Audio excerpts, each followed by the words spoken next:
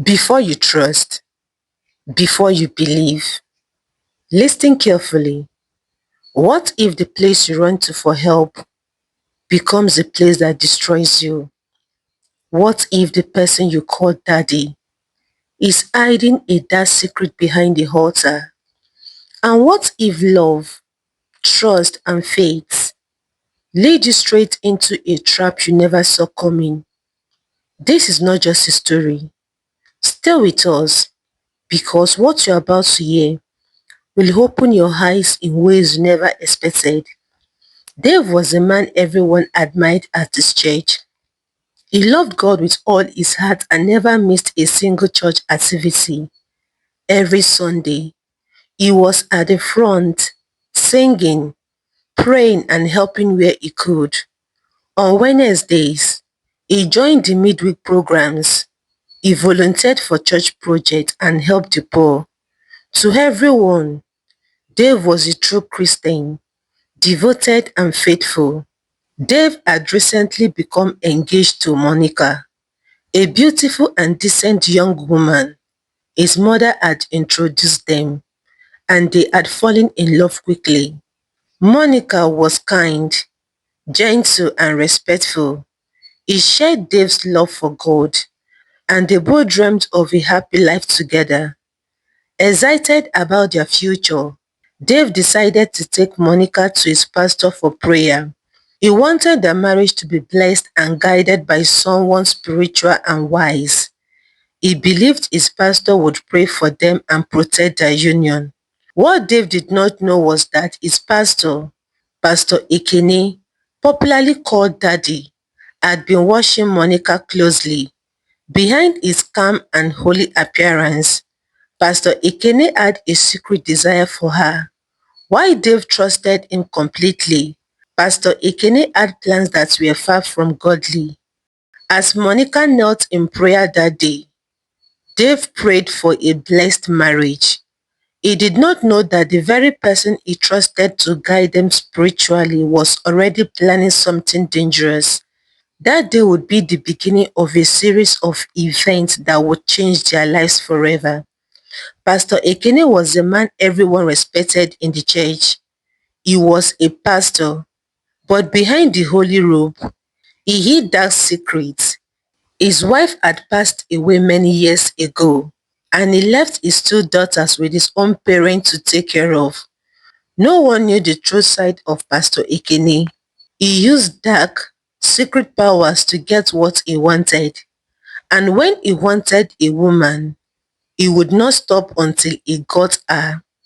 Weeks after Dave and Monica visited Pastor Ekene for prayer, Dave and Monica officially tied the knot. Pastor Ekene officiated the wedding and everyone celebrated. Dave was happy. Monica was happy. Everything seems perfect. But months passed and Monica could not conceive. She and Dave were worried and prayed for a child. Little did she know that her barrenness was caused by Pastor Ekene himself. Saying this, Pastor Ekene advised Dave to allow Monica to attend the midweek Fruits of the Womb program in the church. Dave trusted his pastor, agreed, believing it would help them. For the first 2 weeks, everything seems normal. Monica attended the sessions, prayed, and sang with other women. But Pastor Ekene could not stop looking at her. His eyes followed her every move, and his mind was filled with secret plans.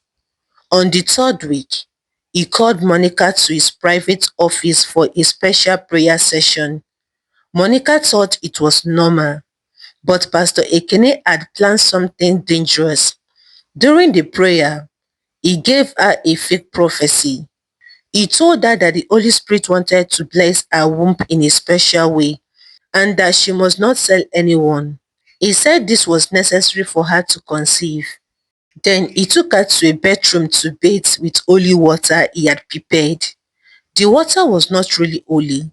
It was part of his dark rituals, used to lure women into doing things they should not. That day, Pastor Ekene crossed the line. It touched Monica in ways that were wrong and sinful. Shockingly, Monica felt confused, scared, but also strangely drawn to him. She enjoyed part of it, not realizing the danger she was in or the trap Pastor Ekene had set for her. That moment marked the beginning of a secret that would change her life forever and lead her down to path filled with betrayal, lies and heartbreak. From the outside, everything seemed normal. Monica and Dave were married. Pastor Ekene was a respected leader, but behind closed doors, darkness had already begun to spread. Months passed since Monica began attending Pastor Ekene's special prayer sessions. The secret between them grew, hidden from everyone, even Dave. One day, Monica discovered she was pregnant. Excited and nervous, she called Pastor Ekene to tell him the news. He smiled over the phone and told her that the Holy Spirit had blessed her womb. Monica's heart filled with joy and hope, believing it was a true blessing. When Dave returned from work that evening, Monica ran to him and shared the good news. Dave was overjoyed. He hugged her tightly and immediately called Pastor Ekene. "Sir, my wife is pregnant," he said happily. Pastor Ekene smiled on the other side. "God has done it," he replied calmly. Dave was full of gratitude. "Thank you, sir. Your prayers worked." But what Dave did not know was that his joy was built on a dangerous lie. 6 months into her pregnancy, Dave and Monica attended a powerful vigil night at the church. A guest pastor from another church with similar belief to Pastor Ekene was invited to lead the program. The church was full. People sang loudly. People prayed with power. The atmosphere was intense. Dave sat beside Monica, holding her hand. He was happy, very happy. During the ministration, Monica leaned closer to him. "I have a slight headache," she whispered. Dave looked concerned. "Are you okay?" he asked. "I think I should see Pastor for prayers," she said. Dave nodded immediately. "Yes, his prayers will help you." People believed strongly in Pastor Ekene's church. They believed his hands carried special anointing. Monica stood up slowly and walked away. Dave watched her go. Hours passed, but Monica did not return. He picked his phone and called her. Her number was switched off. His heart began to beat fast. Something did not feel right. He stood up and walked quietly towards the pastor's office. The corridor was dim.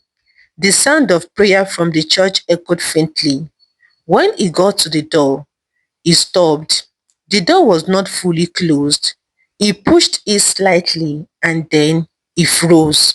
Inside the office, his pregnant wife and his pastor in a compromising position. For a moment, the war stopped. "Jesus!" Dave shouted. The room went silent. Monica turned in shock. Pastor Ekene stepped back quickly. Fear filled the air.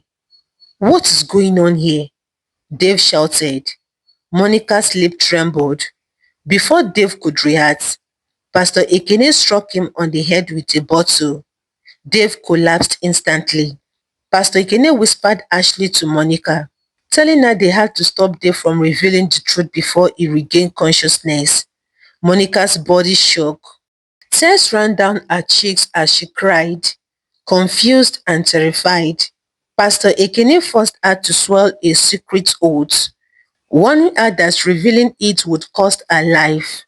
Dave was dragged into the office bathroom, while Pastor Ekene told Monica to leave the rest to him. Monica returned to her seat, pretending everything was normal, though her heart raced with fear. Outside, the church continued its worship, unaware that behind closed doors, a terrible crime was about to be committed. After the vigil, she went home, her mind heavy with guilt and confusion. Later, Pastor Ekene carried out a plan that was unthinkable. He called Agu a professional butcher who handled his dark assignments and lived in the church guest house. And what happened next was hidden in the silence of the night. Monica's life, once filled with faith and hope, had now become a prison of fear and secrecy, trapped in a nightmare she could not escape. After the tragic night at the vigil, Monica's world began to crumble. Days passed, and Dave did not return home. Frightened and desperate, Monica informed her mother and her in-laws that her husband was missing. A missing persons case was filed at the police station. The officers asked questions and took statements. They visited the church. They spoke to members, but nothing meaningful came out of the investigation. No evidence, no witness. Slowly, the case grew cold. Days turned into weeks. Weeks turned into months. Dave was gone, and silence covered everything. But inside Monica, there was no peace. The guilt was too heavy. The fear was too much. She could not sleep. She could not eat well. Every night, she saw that moment again. The shouts, the fear, the fall. At 8 months pregnant, the emotional strain became too much. Monica went into preterm labor, and tragically, the baby did not survive. Dave's parents were heartbroken. The baby would have been the only reminder of their beloved son. They mourned quietly, while Monica's mother grieved for her daughter, whose life had been shattered. Months passed, and Monica's secret continued. She remained involved with Pastor Ekene, who promised her love, marriage, and a future together. But the truth was darker than she could ever imagine. Each time Monica became pregnant, she would miscarry.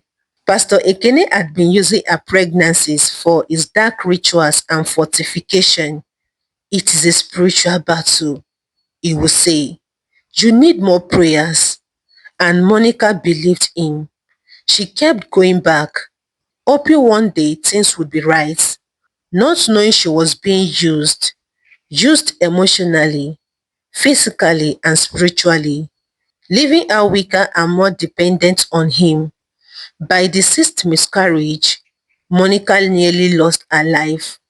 Complication left her bedridden and frail. She could not speak to anyone about what had happened.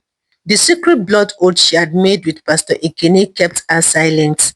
She knew that if she revealed the truth, it could cost her life.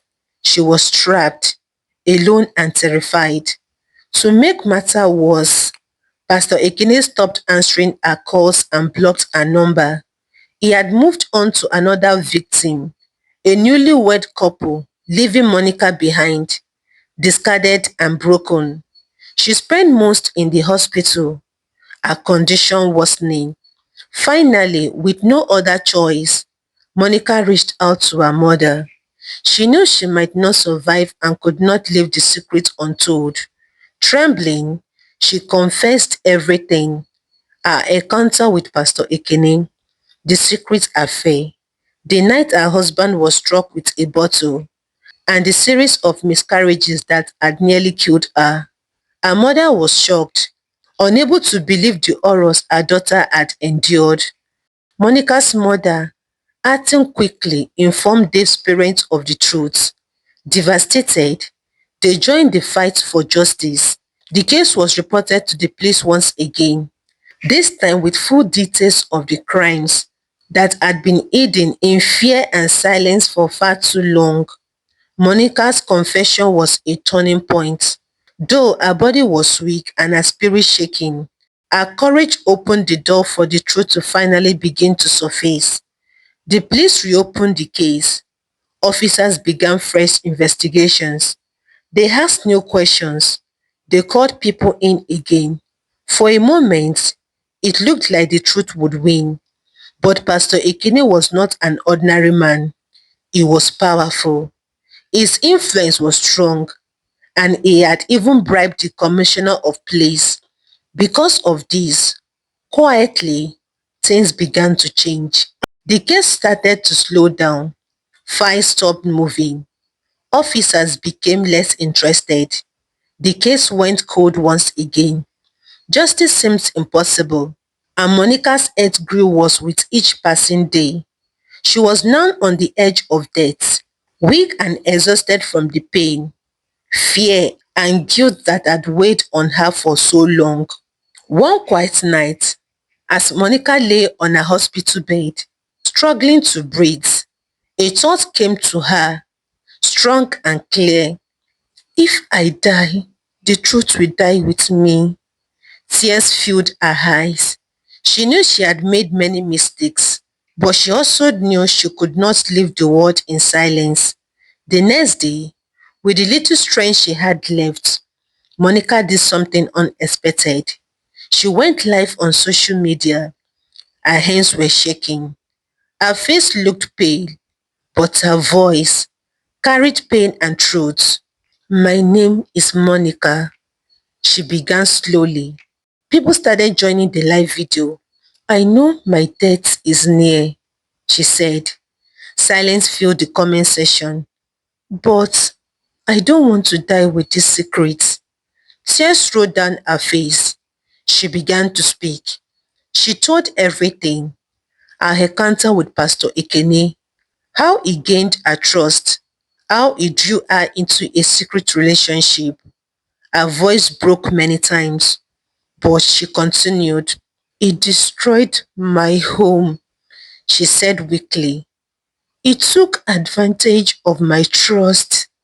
She spoke about the attack on her husband, the lies, the miscarriages, and the pain she had suffered. Monica warned that she was not the first victim and would not be the last if Pastor Ekene remained free. She pleaded for the victims to come forward and for the world to see the truth. Pastor Ekene needed to be exposed. The video went viral. Some people pitied her, moved by her bravery. Others accused her of lying and seeking attention, claiming it was just a content and a story for online fame.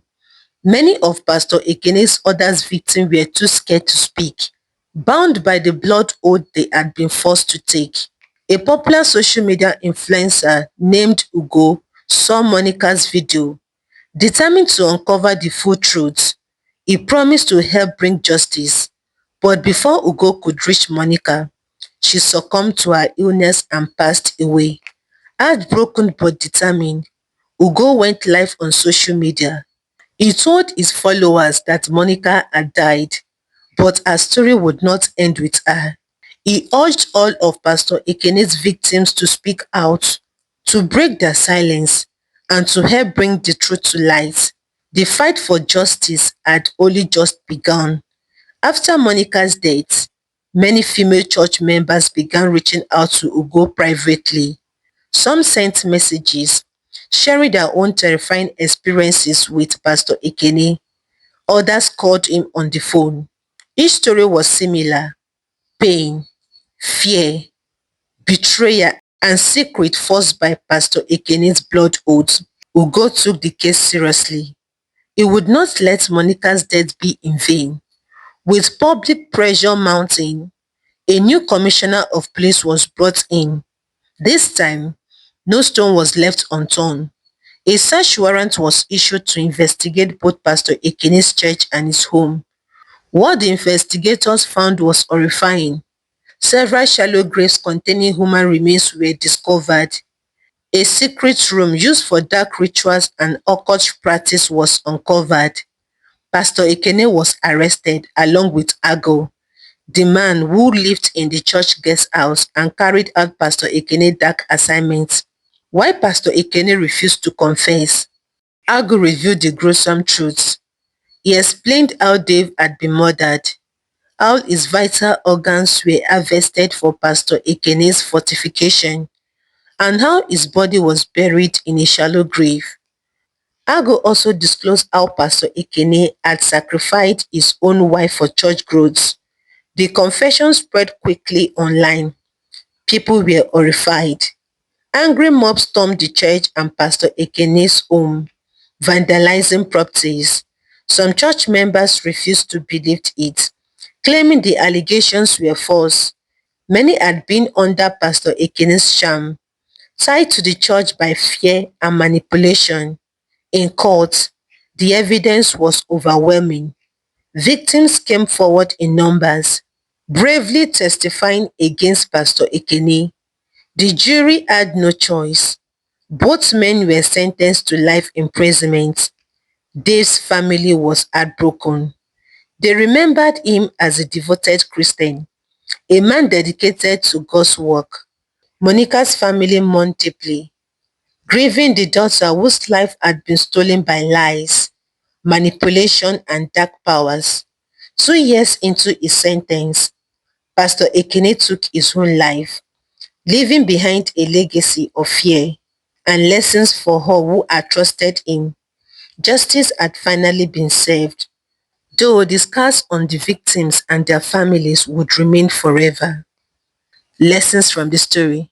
This story teaches us that not every place called a church is safe, and not every person in a holy robe truly represents God. So be careful where you step your feet to worship, and be mindful of who leads your spiritual life. Be intentional about who officiates your wedding and who you welcome into your home and marriage. Because some of the problems people face today began the moment they gave access to the wrong person.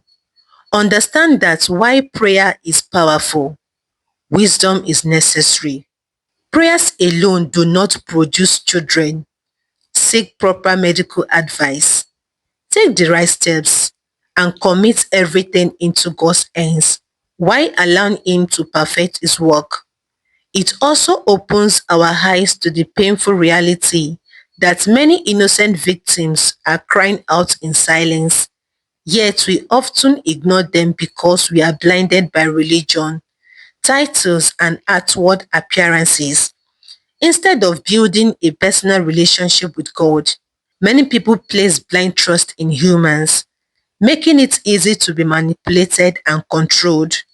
Any instruction that demanded secrecy, instills fear, isolates you, or threatens your life is a dangerous sign that should never be ignored.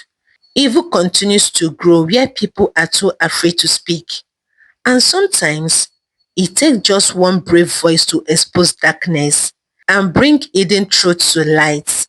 At the same time, the rise of people spreading false stories just to gain attention makes it harder for real victims to be believed, creating confusion and doubt in society. Every action has consequences. One wrong step can lead to deep pain, regret, and destruction if not corrected early. Families must stay observant and connected because warning signs are often present but ignored. Power, influence, and money may delay justice, but they cannot stop the truth forever. In the end, this is a call for everyone to live with wisdom, discernment, and courage because your life, your family, and your destiny are shaped by the choices you make and the people you allowed into your space. Thank you so much for spending your time with us and following this story to the very end. We truly appreciate you. We hope this story did not just entertain you, but also gave you something to think about and learn from. Your time, your attention, and your support mean a lot to us. If you enjoy this story, please don't forget to like, share, and subscribe to the channel. Also turn on the notification bell so you'll be the first to know whenever we post new and interesting stories. Thank you once again for being here. We are glad to have you with us. Stay safe, stay wise, and see you in the next story. We love you all. God bless you.